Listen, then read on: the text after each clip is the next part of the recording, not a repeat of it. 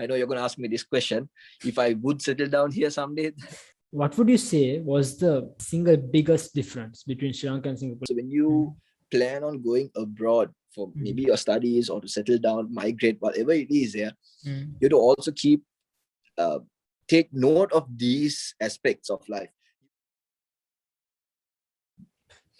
So that's it. We talk about language, we talk about the food, and now I will talk about the life, like every day. How is it to live there? To work and earn and save and live. The finances and the safety, the security, future. How does that work there? Like, okay, from this question, I'd like to emphasize on a few things.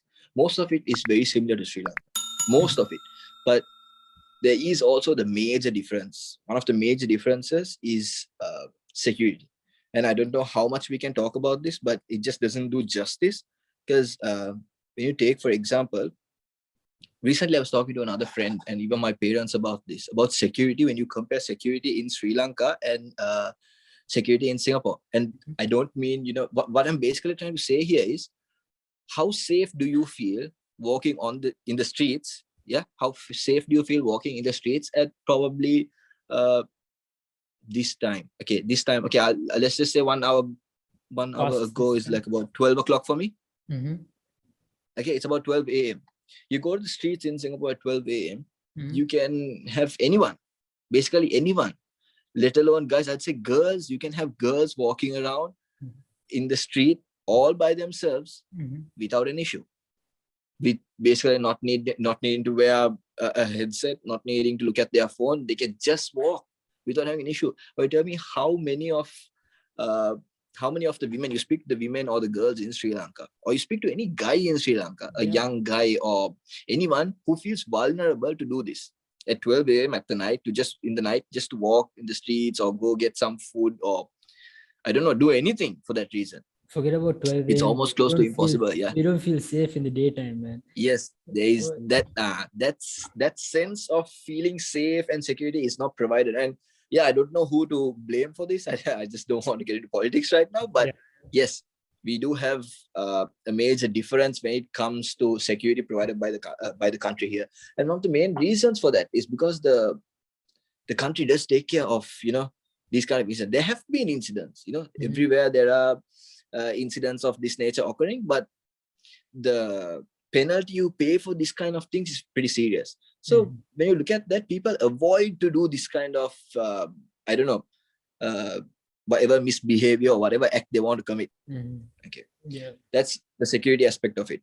It's very safe here. It's very, I would say it's not 100%. Nowhere can be 100% safe, but I would at least rate it on somewhere between 95 to 98% safety.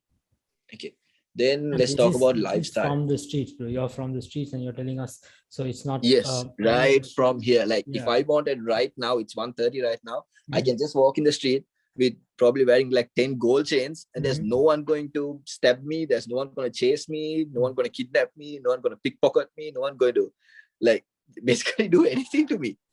Okay. In fact, honestly, I've lost so much stuff here in Singapore, and I have friends who've lost so much stuff. Dude, you come back 2 hours later to the same place or the same bus stop, the seat that you sat, and say you left your wallet. You come back, that wallet would be there exactly the way it is, with exactly every single note and coin you left inside. You're kidding me, bro. No I way. swear to God, dude, I have friends who've left their laptops, dude. Their Macbooks have been left at different places, in college, lost in washrooms, in buses. They forget to take it off the bus. Dude, you go to the depot and you find the thing.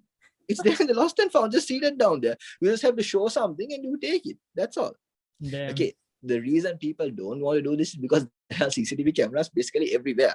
And sometimes, and you think about this, this also comes with a very big disadvantage. For example, this is how much people don't care in Singapore. When they see your money fallen, they just don't care. They're just busy doing their own shit and walking away, that they don't actually look at the money fallen or your wallet fallen or a laptop bag that I want to just steal it, that kind of thing. For example, I've seen like how ignorant people are in this country is, crazy. It's ignorant.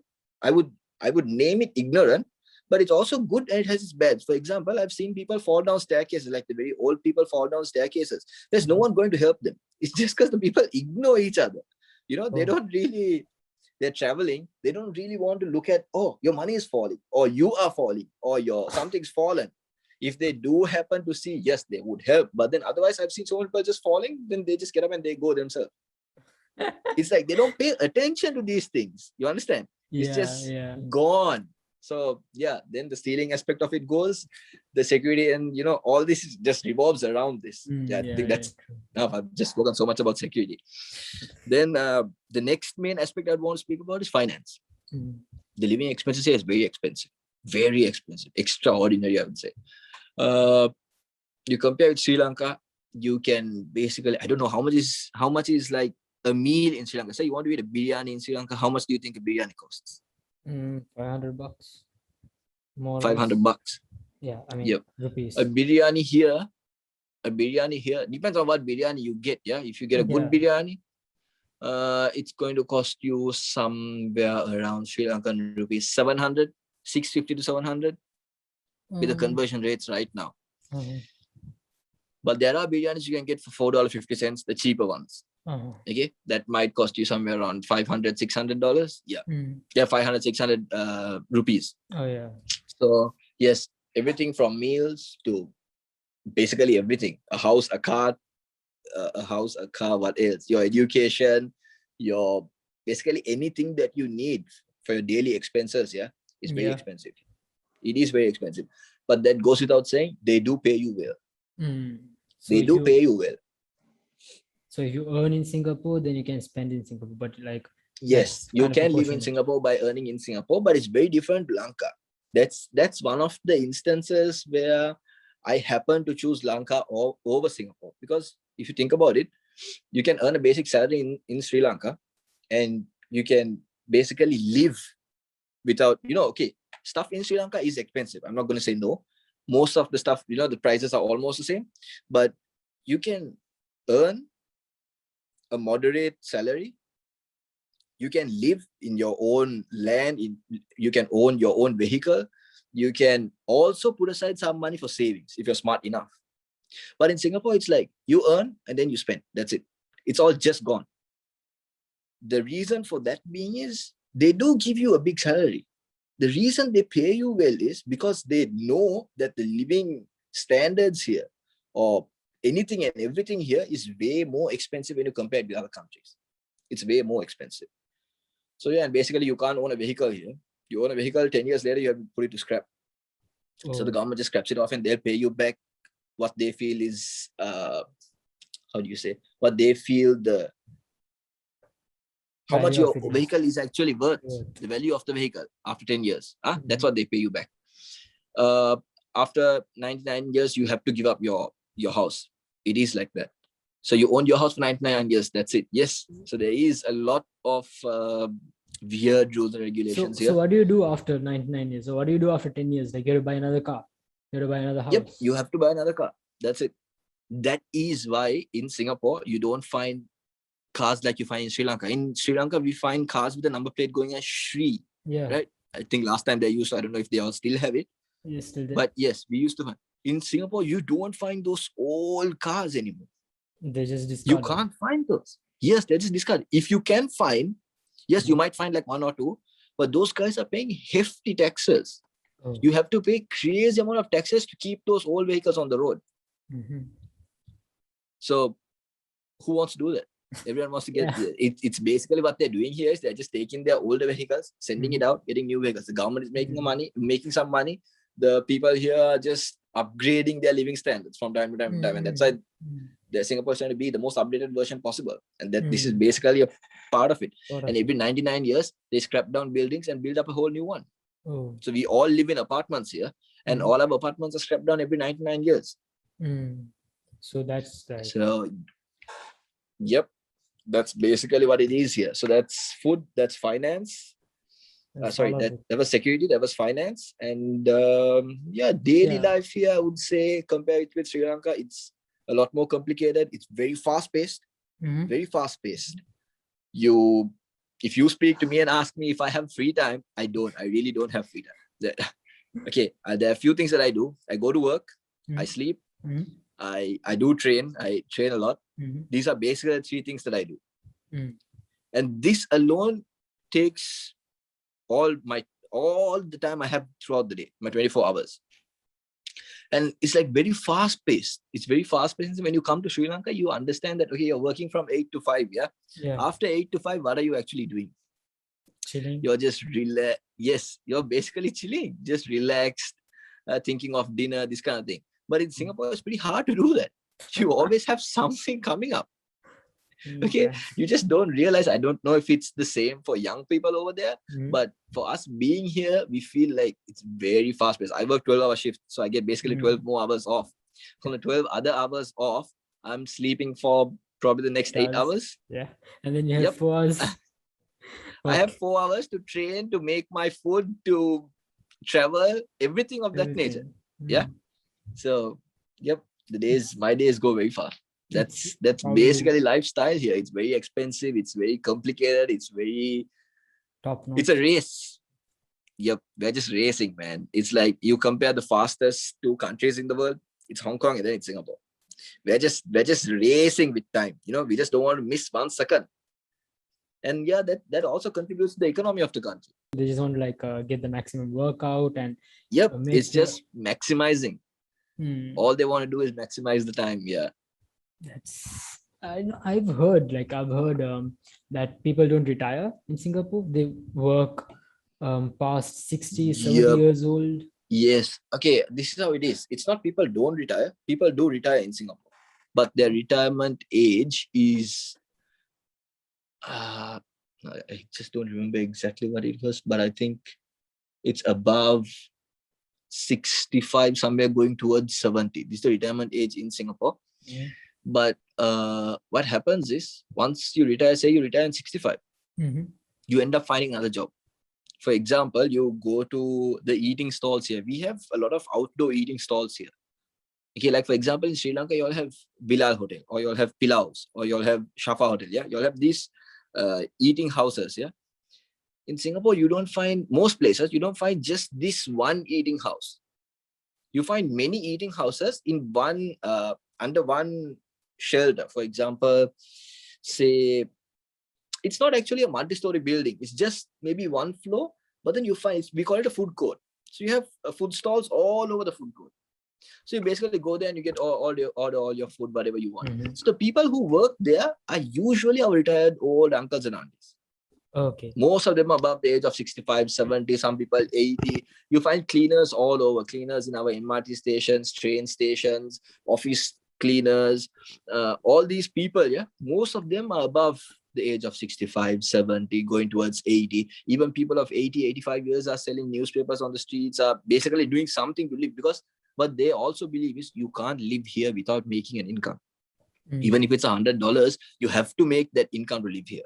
Otherwise, it's almost impossible to live on your savings, or if you don't have savings, that's it. But even if you have savings, it's all going to finish one day. And for them, it's like, we must keep working until we meet our end. It's something like that. Also, when I talk to you about the fast-paced life and where you never get to relax, this is one of the reasons. Even if you're old here, you don't get to relax. So the best, I know you're going to ask me this question. If I would settle down here someday, I think probably when you ask me that question, I'll give you more information and then tell you if I will or if I will not settle down here. So we'll keep that to the end then.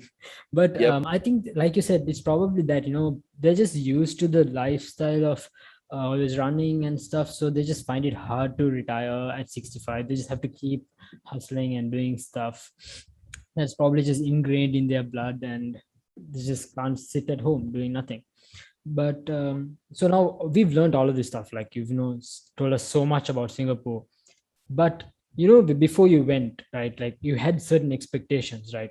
You had a certain image in your mind, and then you come here and then you see all of this. After 1 year, 2 years, you see all of this, and like that shift. Okay, what would you say was the single biggest difference between Sri Lanka and Singapore? Like the one thing that stood out, like this is the biggest difference between Sri Lanka and Singapore. And on the other hand, like, what would you say is the thing that you found, like, this is exactly like in Lanka, like, this is the same thing? Wow. I've never really thought of that, but okay, let me just think about this for a second. What is the biggest similarity? Basically, I don't know, man. I really don't know. I have not thought about the biggest similarity. Yes, like I said, there are a lot of similarities when it comes to food, when it comes to food and stuff like that. But There's what's the big similarity? since it's Asian and just closer together, there's not much of a difference, right? So, Yes, that's the thing. That's exactly what I was thinking of. Okay, after all, we're still in Asia. So the culture is going to carry around, but it's just a different Asian culture. That's it. We don't have a very rich Malay culture in Sri Lanka. We do have the Indian, the Tamil, that kind of cultural aspect in Sri Lanka, yes. But think about Malay. We don't have the Malay culture hitting it. But this part of the world, Singapore, Malaysia, Indonesia, Thailand, you find a lot of Malay, and then it's also coupled with the Chinese, what do you say, the Chinese culture. It just goes hand in hand. But after all, it's all Malaysia. It's all Asia. You get it? So there's not much of a difference. Asia here, Asia there, the culture, the food, it's basically, I don't know. I just really don't know how to it's a rough point out choice, a major difference. It's very tough, but similarities, yep, like I said, it's very almost very similar. Very similar. For expectations wise, it has not failed my expectations. Like, before I came here, people used to say this country is very clean. This country is, the rules and regulations are very strict, and everyone's basically a law-abiding citizen, and that is 95% true. Almost everyone is a law-abiding citizen here, and that contributes the country to be this clean, the country to be this easygoing. So my basic, organized, I would say. My basic expectation was, looking at Sri Lanka, I wanted a better version of Sri Lanka. That's basically what I was looking for, because people said, yes, it's going to be a way better country. It's going to have a better economy, going to look better, going to feel better, going to have everything basically put in place and organized. You just have to try to fit in. That's it. So that was my expectation when I came here. Yes, it didn't fail. That was it. So that's a great thing to hear. And honestly. So in the last 6 years, Bang, like, last 6 years, there's probably been ups and downs. What would you say was like the toughest time, the toughest period of trying to cope in Singapore? Would you say for me, there has been like 3 very tough incidents that I have faced since I came here. One of which was I wouldn't say moving here was so tough. It was one of the easier parts of it. One of the toughest periods was finding a job here. Because although we were under a scholarship program, we are a little bit blessed on that side of it. We were under a scholarship program, so we were backed by the government to get a job. But if you think about it, that is not the case for anyone coming from Sri Lanka. I know so many people who try to apply for work permits, work passes, work visas, whatever you call it, in Singapore. It's almost impossible. They do not give preferences to people who just studied anywhere to come to Singapore and work, especially Sri Lankans. So the major advantage we had was we studied here and we got the backing from the government, so we were able to get jobs. But there was a 6 months period, I think 4 to 6 months period, where I didn't have a job, and it was pretty hard because I had already because when you come to a certain age, for people like us, because we have become very independent. I'll be very honest with you. You compare Sri Lanka and Singapore, you compare the individual lifestyles of adults or early adults or late teenagers, you compare the lifestyles. People over here start depending on their own feet or living on their own feet way earlier than in Sri Lanka. In Sri Lanka, yes, there are some scenarios where most of our younger generations, they stand up for themselves and start working for their family and all that. Yes, but there is also the blessed group of us who have been backed up by our parents for a very long time. Yeah. So when we came here, that stress kept getting to us. After all, we are alone. We've been alone for the last 3 years. We've studied, we've got our degrees, our diplomas, all this. And now it's time for us to, tell our parents, okay, y'all can, relax, y'all can settle down. We're going to try to cover ourselves, back ourselves up. So the few months that I didn't have a job there, that was a very hard period. I had to work a lot of OT, a lot of part-time jobs, basically. I used to work a lot of part-time jobs to cover up. Yes, my parents did help me. I wouldn't forget that. They did help me whenever I wanted cash. They would help. They would find a way to send me cash and all that. But yes, that was one of the most weird, hard, sacrificing periods that I had to go through, because I've already explained that the expenses here is very high. It's basically very high. So to live without a basic income is almost impossible. That's one. The second major what was it that I'm answering right now? The tough periods, the hardest or the difficulties that I've faced. The second major difficulty that I have faced was losing a friend in Singapore. Last year we lost a friend in 2020, somewhere around October. We lost a friend. He was one of the guys that moved with us to Singapore, and then he graduated with us. He started working. I think 1.5 to 2 years down the line, he passed away. And he passed away. He had a cardiac arrest. So what happened here was, why it was hard for us was, yes, losing people in your life is very easy. It's not easy, but it's very understandable. You have to get accustomed to it and all that. That's part and parcel of living. You have to live and you have to die and, all of that. But when it came to the instance where, you lose someone and then you don't have family here to back you up. You understand? There's no one here to actually do anything for you when you've met your end. You get it? So that kind of, I just don't know how to word this, like for you guys to understand the real feeling that us guys over here was feeling. But it was very, sad, and we felt that miserable sort of feeling, when there's no family behind you. After all, you have friends that, we created a family and we were the ones who did everything, like from the funeral and all that, and his very close friends and all this. But then you find that, I get it, man. You don't have a family behind you to do all your funeral, everything for you and all that. Yeah. And then, we were very lucky. It was during COVID, and we were very lucky to be able to ship his body to Sri Lanka.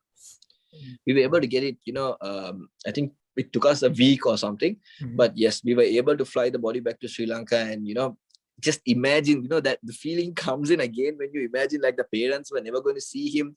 There was always that, there was always the possibility where the parents might never see him. They might end up burying him or burning his body here and not sending it over to Sri Lanka. But then, we had some influence. We were able to get some people and get things done. And, we were glad that we were able to send the body over there. But just imagine if your parents don't get to see you, they're going to be very sad. You're going to feel very sad. And it's the same the other way around. There has been instances where I have lost very close family members, and I haven't been able to make it to their funeral. It's pretty hard. I've watched them over video and all that, but it's pretty hard to, experience that kind of feeling. That's one of the most difficult aspects of this. It can be you never know. Living abroad anyway, I guess that's just one of the worst parts. That's just part and parcel of it. But then you just never want to experience it. After all, you just think of it like, okay, you think about it. I'm just 3 hours away from Sri Lanka, three and a half hours of flying away from Sri Lanka. But still, there have been instances when funerals have occurred in my family and I have not been able to make it due to exams, due to work, due to different constraints. And now it's COVID. That's the last difficulty I wanted to explain to you. Man, COVID has been crazy, dude. We are just waiting. All of us over here are just waiting to get on a plane and then get back basically home. travel anywhere, dude. Or go to Sri Lanka. It's pretty hard for us because we come from a country like Sri Lanka. It's pretty hard for us to stay focused in one place for too long. It's very hard. Think about us in Sri Lanka, right? We when I talk about the more leisure and the more free time we have, when we come here, yes, you think we do adjust to this kind of lifestyle and all that. Yes, we do adjust, but then think about 3 years, 3.5 years. Some people are going down 4 years. it's impossible now. Now it's like any flight that says, any airline that says, okay, we are open, and if the government says, yes, you don't have to quarantine back here, I think there's going to be like 50% of the population who live in Singapore who are Sri Lankan are just going to just go. That's it. So yeah, that's the major third difficulty or the phase of difficulty I've gone through. This COVID has been like, that's the worst, man. That's been like 3 years, and I don't know how many more years it's going to continue for. Dude, just hope it finishes soon, because it's just like you. I just don't have words to describe it. It's just taking a toll on everybody. Yep. Yeah. Well, those were like some real setbacks, and it's tough to imagine, some real stuff that you just told us there. And I think that brings us close to the end of. Yeah. Want to add something? Yep, I want to say something. Yeah, go on. No, this was one of the things I would like to put it out to your audience as well. So when you plan on going abroad for maybe your studies or to settle down, migrate, whatever it is, you have to also take note of these aspects of life. You are going to miss out. It can be even weddings. It can be any special family occasion. It can be any unexpected event. You might miss it. You might be able to, if you're satisfied enough, you might be able to go watch it over Zoom nowadays, or some video call, something of that nature. But you won't be able to always be there for everything. There's no way you are going to be able, because say you own your own jet or your own plane. If the country still does not allow you to travel, you can't travel. That's it. You understand? And now we've been hit with the most serious of this, the issues that can come up. You can travel, even the most richest man can travel, but then he has to come back and he has to quarantine. He probably has to be stuck inside a hotel for a few days. It is that. You understand? That's reality. So yeah, there's a lot of things like this that you might have to take into consideration when you're living away from your family. Yes, these kind of things do occur, but yeah, it's just consider it, weigh the ups and downs, and then make a smart choice. True. That's the thing. It's about deciding for yourself. Making the choice, weighing the options, and choosing what's best and what's going to work best for you. Yeah, that's right.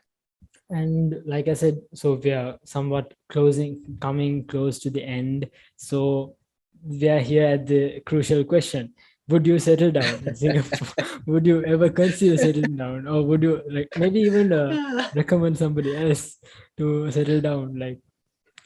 I'm pretty sure there's no place like home. There's always I'm going to come back. But do you think in an ideal situation, is it an ideal place to settle down in? Okay, I'll be very honest with you. Yeah, it is not an ideal place to settle down. There's so many reasons as to why I would say that. I would also like to explain. There is a few situations or a few points I like to put out there as to why I would not personally settle down here. I would not actually advise anyone to settle down here, because after coming here, I have realized there's so many other places that offer the same thing Singapore offers, which is better for if you're looking to settle down in life. Look, for example, today, Singapore is the best place I could be at. Okay, I've got a diploma here. I've got a good job here, a good paying job. Everything's perfect here for me right now. Yes, I do. Like I mentioned earlier, there are hard situations or hard circumstances, scenarios that we'll go through.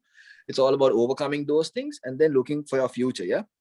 Yes, it's the best place to be for me right now. The pay is good. All I want is, you want money, you want security, you want basically, everything anyone wants is money, security.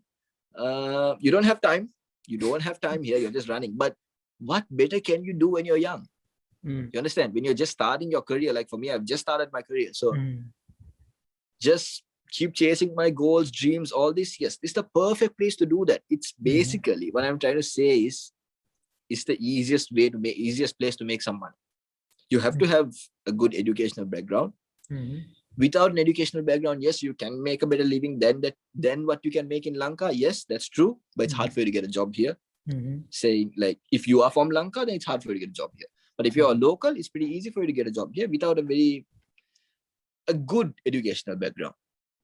But for people like us coming from Lanka, if we have a moderate educational background, yes, you can get a very good, well-paying job here. Okay. But think about settling down. That's the main question. Yeah. Can you settle down in Singapore? Yeah. My question is, do you want to settle down in Singapore? Why? You think about it this way. You don't, like I mentioned earlier, you don't get to own your own vehicle. You don't get to own your own plot of land. You don't get to own your own, you don't basically own the home you live in, or your house, or your, say you live in a, we call it HDB. Those are the housing blocks. You don't even own that apartment forever. You pass it down to your children. Yeah, 99 years later, your child has to give away. Give it away, and it will be built from scratch again, and they have to go and pay a huge amount and go and buy a house or an apartment or whatever it is. And then you think about life and expect the what's that? What was I going to say exactly? The standards of living here. You think about it's going to be very expensive towards the end. Once you have money saved up, enough money saved up, money saved up is going to finish. If you don't have a source of income, money saved up is going to finish someday. So say you save up enough money to live here in your future, it's going to vanish. That money is going to vanish. Who knows if you will die after you spend all the money, or if you'll die before you spend all the money. You understand? You don't want it to be very unfortunate for yourself. Yeah. That's one of the main reasons you shouldn't live here. Another thing is, most people like us coming from Sri Lanka, what do we want? We want to, lay back and take pressure off our feet. You understand? We don't want to have to live in a very busy, noisy city. Singapore is basically a city. You go anywhere, it's not a village, it's a city. Everywhere is busy, buzzing, and it's crazy. You don't want to live that fast-paced life. You want, be able to go settle down, probably live in a very luxury place. Okay, I've heard people talking about going and settle down in Dubai. Fair enough, Dubai has its fair share. But do you have in Singapore to actually say is, okay, do people consider Singapore as a tourist destination? Not necessarily. Exactly. Most people do not. Why? What is there in Singapore to see? There's nothing basically. It's all man-made infrastructure stuff that you find in Singapore. You don't find any, you talk about Sri Lanka, for example, you don't find the nice beaches in Singapore. You don't find the nice mountains in Singapore. You don't find the nice waterfalls in Singapore. We have nothing. We have buildings, concrete jungle. That's it.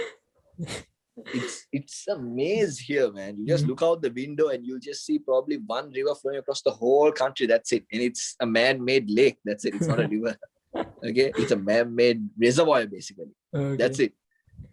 And then you do have the beaches, but that's man-made too, man. It's crazy. You just go to the beach and you figure out it's man-made. Like you swim probably you swim a kilometer and you will see cargo ships parked there, dude. From the beach, the shore that you swim, you go to the beach, you go a kilometer in, and then the first thing you see is cargo ships parked, docking on the base there. It's crazy, man. Okay, so there's basically nothing leisure that we Sri Lankans would like to do by settling down here. All we want to do is take the stress out. And I'm saying after you come to some age, like say if you're young enough, maybe say you made a fortune for yourself by the age of 40. There are people who made a fortune for themselves by the age of 30. Yes, you want to relax, then you can. Singapore might be an okay place for you to do that, but Singapore is not, or is nowhere close to an okay place to settle down when it comes to someone around the age of 40, 50, 60, 70. You think of these ages, I don't think it's the best place to settle down. You work from a very young age, you make a living for yourself, make a fortune, you save your money, and that's it. Just get out of this place. That's the easiest thing you can do. Get back home, lay back and relax. Yeah, get back home. I have a lot of friends who plan on going to New Zealand, who plan on going to Australia. These are places very similar to Sri Lanka. When you're thinking about the landscapes, it's almost very similar to Sri Lanka. And it's easier to lay back there. It's not easy to lay back here. To spend the last few years of your life, it's pretty hectic here, man. And then everything from healthcare and everything. Yes, the government does cover a lot. Once you start becoming a PR and a citizenship and all that, yes, the government does all that for you, but it's still not adequate. you still have to poker out a lot. And then there goes all your savings. That's it. That's it. So Yep. it's basically not a choice. I mean, there's nothing much. No. Yeah, it's just you just need to get out. But how about Yep. like for Singaporeans, like for Yeah. locals? So is it some sort of discrimination where you have, like Lankans don't get a job? Is it because of like a legal issue, or is it Yes, just... they do have an issue here. Okay. How it works is the government of Singapore allows any company to hire one foreigner for every 10 local employees. Oh, You understand the ratio? So if yeah. there's 10 local employees, you are allowed to hire a foreigner. So that's how it works. But a foreigner doesn't, like, for example, right now, I am not considered a foreigner. I have got my PR. I've been a PR for the last 1.5 years, I think. Yeah, for the last 1.5 years, I was able to get my PR. So if I didn't have my PR, I'll be still considered a foreign worker. And then they have their various different passes. They have something called an S pass, a work pass. They have all different pay grades. But yeah, every 10 local employees that a company has, they are eligible to apply for one foreign employee. So that explains the situation there. Yeah, and then ever since you get a job, 6 months later you can apply for your PR. That's very easy. Oh. And then if you have no bad records, you get your PR, and then you can just switch companies and then work anywhere you want and then build your career from there. It's pretty easy. The route set here is pretty easy. It's just how you want to go around with it. Nice. Yep. Interesting to know about. Like, it's just so different and like similar in some aspects. Yeah, man. When you think about it, we live so close to each other, just a few seas away. Yeah. But like I said, there's a lot of similarities. There's at least about 50 to 60% similarities. But that 40% difference just shows from the second you land to Singapore or from the second that you land to Sri Lanka. It just shows the difference. Like every time I come to Sri Lanka, I land and then I just know, okay, we are in Sri Lanka. That's it. Yes, the feeling of home is there, but then you do feel the difference, man. It's hefty. You get off the streets and you see all those tuk-tuks going like, crisscross on the street. It just drives you mad, man. You don't see anyone going crisscross here. That's it. Dude, let me be very honest with you. You don't hear a vehicle honk here. That's it. You just don't hear. It's very rarely. You can't drive on the streets in Sri Lanka without honking, man. Like, no, man. I don't think I can ever do that again. I just honestly don't think I can come to Sri Lanka and drive, man. It's after getting used to living here and all this, it's impossible. Dude. The traffic there and all, the way the vehicles drive. Dude, Sri Lankans actually have I don't know. I just don't know what it is, but then you guys are very well experienced, man. When it comes to driving on streets, you all are very well experienced. I used to be okay-ish, but yeah, I got my license and then I moved here very fast, so I don't have the experience my brothers or any other person who drives in Sri Lanka would have. But yeah, you come here, if some Sri Lankan driver comes here, dude, it's like heaven for them. They'll just be the average speed would be 130 kilometers per hour on any road here. That's it. We try to fly in traffic, dude. You guys try to fly in traffic, yeah? Motorbike, car, whatever it is, you're trying to peep everyone away and then try to just, I don't know, like ram through everyone or find the smallest crack and put yourself through that, yeah? Here, the roads are empty, dude. You can just I don't know, cruise your way through. Yeah. Sounds like heaven. Yeah, man. Yeah, a lot of differences, a lot of similarities. Yep, but very interesting place. Honestly, a very interesting place filled with a lot of culture, just like Sri Lanka. Yeah, you can see that. And I know I said it was the end like half an hour ago, but I'm just like remembering questions like how is it like, you went when you were 18, right? How is it for kids, like, if people are going to move in there and they're going to have kids age 10, 9, how is schooling and school life and that's honestly another aspect that I actually wanted to touch on, but I forgot. I just forgot when you asked me if I would settle down here. Yeah. Yes, I would love to have my kids also, in Singapore. But then there is also this fear where, expenses are going to shoot crazy. For example, I can live a month here with basically $1,500. I can live a month in Singapore. Basically, I'm like a very basic lifestyle. Yeah, $1,500. That's roughly about 200,000 Sri Lankan rupees. Yes. That is a lot when you compare to a Sri Lankan household. Yeah. You get it? And I'm talking about my individual self. That's it. If you're an individual, Not that's me, a lot. my wife, my kids. Yes. That's basically like yes, I did speak about expenses and all that, but I never got into facts and figures. So it's going to be pretty hard for your listeners to imagine what it's like, or even for you. But yes, this is what it is. I'm talking very high figures. Like, it takes someone to, roughly eat and drink here. Like I told you, one meal is going to cost you $5, $6, $7, $8, $10 sometimes. If you order food from outside, $10, $15. You want to have a good meal, you can have a good meal between $15 and $15 times 3 a day. And then times 30, you are spending a lot. But yes, an average person can live with $300 a month for their meals only. Average, I'm talking about. And that's for and a then, single person. That's still a lot. Yes, that's about 35,000-40,000 Sri Lankan rupees just for your food a month. Yeah. Okay. Apart from that, you do have your rent, your utilities, that's your home gas and your electricity and all of this. It's all one person, yeah? Yeah. And then your traveling. Traveling is not free here. Traveling is also expensive. I don't know if it's as expensive as Sri Lanka, but yes, it is expensive here. Yeah, that's basically your major day-to-day expenses.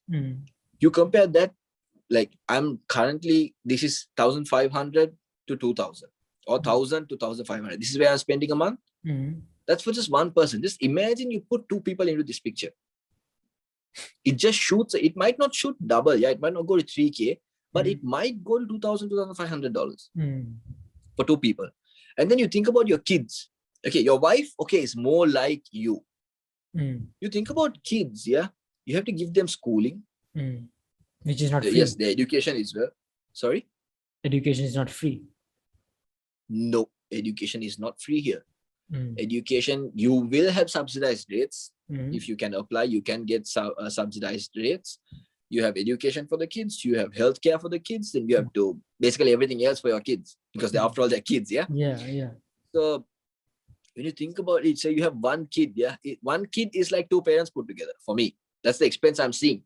So you think about all of that, bro, you're thinking about, I don't know. I think $5K. Maybe I just don't know how the people who the married people with kids here live. But yeah, I'm saying at least about, say, 4K, 3 to 4K something. Yeah, it doesn't make sense, man. If we're talking about 600,000 Sri Lankan rupees, 500, 600,000 Sri Lankan rupees to run a family a month, then that's absurd. Basic. That's just the basics. Basics. Say someone gets hospitalized and then you're just shooting the roof. That's it. So yeah, that's one of the major reasons why I would want my children to get education from here. That's very good. The education here is good. The education levels here are good. But there are better opportunities, man. You can move to a better country and get it. I'm not saying Sri Lanka is bad or anything like that. But what I'm saying is I got a basic education in Sri Lanka. Sufficient to come here and further my education. You're looking for something like that? Yes, it's good. But I wouldn't even do what my parents did for me. Because there are other countries that provide the same thing that Singapore provides. Like for me to come here and do my higher education, there are other countries that do provide the same thing. It just takes time to research and find out which countries do provide the same thing, and then look for the cheapest option. For us, my parents, must stay closer to them, must be able to travel to them, and for me to travel to, for them to travel to me if there's any emergency or something like that. That was their major ideas behind sending me here. And then I had a very good school friend that traveled with me to Singapore. So that's the main reason they try to get me settled down in Singapore. But yeah, there's so many other countries that do provide the same education levels for cheaper rates. And the standard of living expenses wise is also cheaper.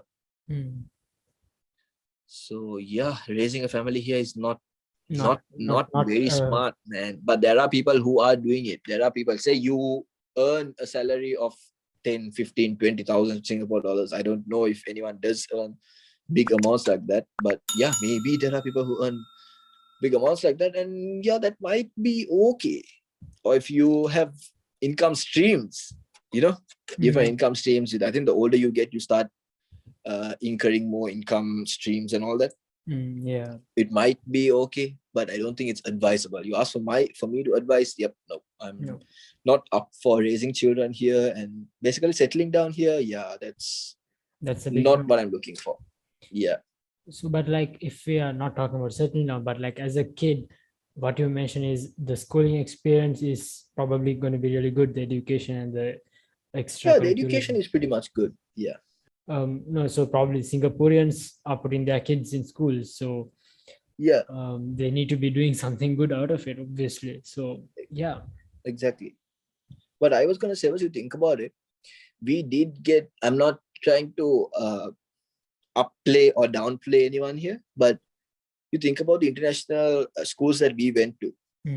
We did get a good education, international educational background. I don't know about the government school because I have not been there. But you think about the international, we've been to international schools, yeah. Yeah. What did we learn? You did Cambridge, I did edX. There was a bit of a difference, but after all, we did international syllabuses. So once you come here, the syllabus that they teach you here is also Cambridge. Oh. So it's basically the same thing. It's maybe the teaching styles are different. I just don't know what's different here. But when I studied here, yes, technology-wise, they are on 100 levels above Sri Lanka. Yeah, just technology-wise. I didn't have one class where I had to take a notebook to school. Not one class. Okay, it's not boasting or it's not telling where Singapore is, but yeah, everyone in Sri Lanka does know, or almost everyone knows that Singapore maintains a very upgraded version of themselves every time. So that also plays a part when it comes to your healthcare, when it comes to your education, all this. So yes, education is technology infiltrated, basically. Technology is infiltrated education so much that basically everything is on a computer, on a projector, on a screen, on an iPad, on a laptop, on anything. You understand? You just come to class and then there's no textbook there. Everything's provided you via email or via the portal that your school or college has created. Your exams may be online. Yes, I did have a few written exams, but from the 3 years that I studied, I think I would have had about 4 to 5 written exams. That's it. And how many online? Everything else is online. And this was way before online COVID. In the sense everything else was. Sorry? This was before COVID, so everything was online. Yeah, this is before COVID. We still attended class and we did everything else on the computer. So, I'm not saying there's something good or bad, the differences. Yes, I don't see it, but I'm thinking about technology. Yeah, there's so much more when it comes to education. But the main concept, like for example, you know how to add 1 + 1. Students here know how to add 1 + 1. So it's the same thing after all. Maybe a better standard. That's it. For sure.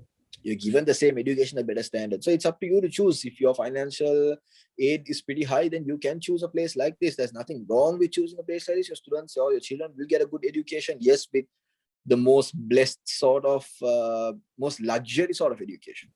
But yeah, education is education. After all, you can learn anywhere. True. As long as they are providing you, like for example, our schools provided us the education we needed to come here. True. So that's basically it. That sums it up really well. That sums it up really well, so that you can understand what it takes and what it costs. Yeah. And that is this time. This is actually a wrap, and that is the proper end of the interview. Right. And that this has been quite a long interview, quite a long discussion, I would say. And I honestly learned so much. I really hope I was able to put out what actually the experiences here have impacted on me, and then make you guys understand and feel what it's like moving here. I really do feel I did my best, try to Yeah. portray the best picture of Singapore possible Yeah. and not try to portray the worst Sri Lanka possible. But yeah, I just try to do justice to both countries. You basically not sugarcoating anything, but that's the thing, like Yeah. you were just Yes, saying it that's as it exactly is. what it It is is. what it is. Yep. Just saying it as it is, Yep. and that's the best part. Yeah. That is exactly what we wanted. The street view, just Yeah. nothing on top, no icing, no butter, nothing, just the Yeah. thing as it Nothing. is. Yeah. That was good. And Yeah. thank you so much for joining. And honestly, I was just 100% in and fully interested. So All right. thank you Thank for you the very time. much. Thank you for the time, bro. No worries, And man. guys, folks, make sure take some time, check Bilal's Instagram out. Dude's a bodybuilder, and he's about to participate Not in still up some. there. Aren't you like going to get into a competition or something like that? Yeah, actually, COVID's, pushing my plans back. I just had one in August. It was Uh-huh. supposed to be in August, and then they had to postpone it. And now I'm trying to fly to Thailand to get one in, because Thailand says they're opening up on October. So if they open up on October, then I have a chance to compete in December. Nice. So yeah, pray you and guys hope to God everything goes perfectly fine, and I'm able to compete. go check out his Instagram. It's at Bilal Meera, BILALMEERA. I'll drop the link in the description as well. Give him a follow. Yep, that's and right. check out his stuff, some cool stuff over there. And he does personal coaching classes as well. I do. Yes, I do. Thanks for plugging me in. So you can hit him up. He's really up there. If you check his stories, you'll really know it. So that's that. And that is a wrap. So thank you everybody for tuning in and listening. Stay safe, stay sanitized, take care. Tata.